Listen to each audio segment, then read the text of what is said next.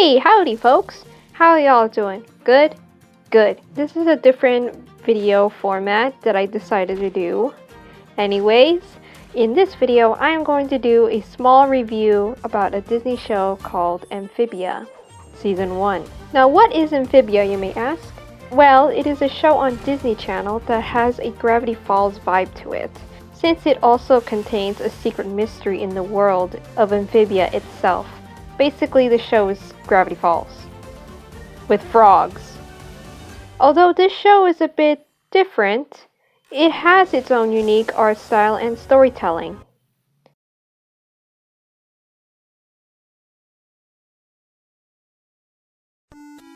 So who was behind the creation of Amphibia?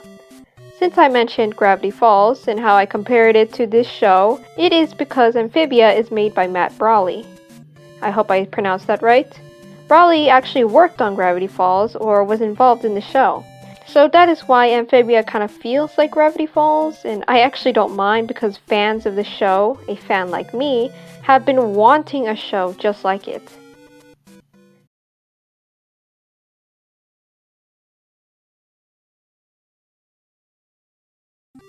The characters of Amphibia are all unique, different, and pretty relatable. For example, Anne, the main protagonist, is a teenage girl who acts and does what any teenage girl behaves. She is very kind and caring towards her friends and others who are in need of help, but also she can be very funny and relatable, sometimes getting herself and her friends into trouble.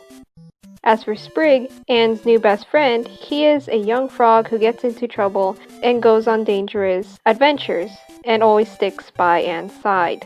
Of course, there's also Polly and Hopadiah Planner, who are also main characters of the show, but to me, they're more like secondary characters. But don't get me wrong, they're also unique characters as well.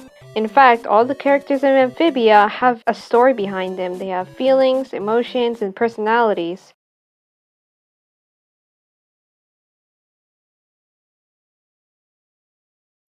So what is the story of Amphibia? The story is about a girl named Anne who got sent to a different world, alongside with her friends Sasha and Marcy, with a magical music box. A world with a swampy environment that's inhabited by frogs, toads, lizards, newts, and of course giant creepy monsters.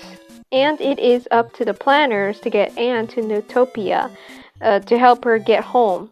Along the way, they meet different species of animals and characters that are really unique. But don't let this kid's show fool you, it can get dark and emotional. Oh boy.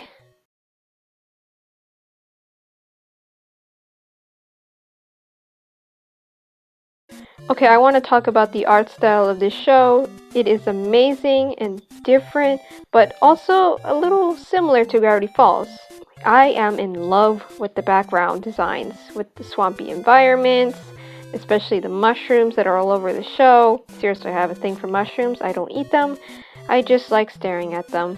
The character designs, on the other hand, it's pretty cool.